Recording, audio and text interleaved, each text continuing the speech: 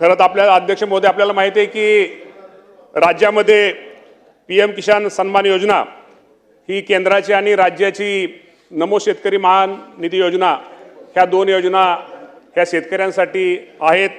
आणि त्याप्रमाणे आज आपण जर विचार केला तर केंद्राकडून साधारणतः माझ्या शेतकऱ्यांसाठी आतापर्यंत 21 हे शेतकऱ्यांना हप्ते दिले गेलेत। त्याची एकूण सगळी जर रक्कम जर विचार केला तर साधारणतः 39,309 कोटी एवढी रक्कम ही केंद्र सरकारने माझ्या महाराष्ट्रातील शेतकऱ्यांसाठी त्यांनी ती दिलेली आहे। आणि महाराष्ट्राचा जर आपल्या राज्याचा जर विचार साधारणतः एक हप्ता साधारणतः 1814 कोटी रुपये। मगाशी जे आपल्या सदस्यांनी जे विषय विचारला की त्यांच्या सोलापूर जिल्ह्याचा त्यांनी विषय विचारला तर सोलापूर जिल्ह्यामध्ये साधारणतः 6,99,000 लाभार्थी पात्र शेतकऱ्यांपैकी साधारणतः 6,82,000 शेतकऱ्यांना आतापर्यंत आपण त्याचा लाभ हा दिलेला आहे।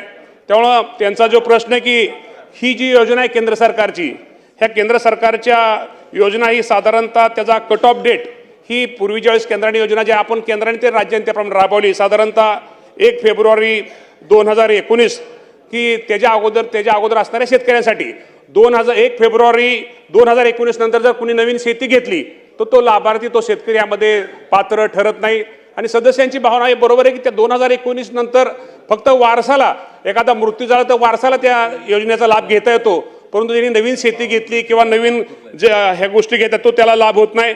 त्या बाबतीमध्ये आम्ही निश्चित प्रकारे केंद्र सरकारकडे प्रस्ताव दाखल केलेला आहे। आम्ही वारंवार त्यांनी विनंती पत्र दिलेली आहेत। मी स्वतः कृषी मंत्री झाल्यानंतर माझ्या अगोदर मला वाटतं कोकाटे साहेब असतील किंवा हे असतील आम्ही दोघांनी मी सुद्धा पत्र साधारणतः जानेवारी महिन्यामध्ये पत्र हे केंद्र सरकार दिले, कारण आता हे निकषामध्ये आता बदल करणं गरजेचं आहे।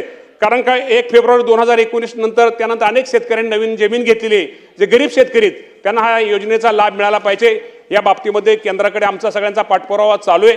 आणि सोलापूर जिल्ह्यामध्ये सुद्धा जे काय अपात्र त्यांनी जे सांगितलं की काय शेतकरी पात्र शेतकरी आहेत, परंतु पात्र शेतकरी असले तर निश्चित प्रकारे त्यांना जास्तीत जास्त या योजनेचा लाभ हा राज्याची योजना असू द्या किंवा केंद्राची योजना असू द्या हा शेतकऱ्यांना लाभ दिला जाईल।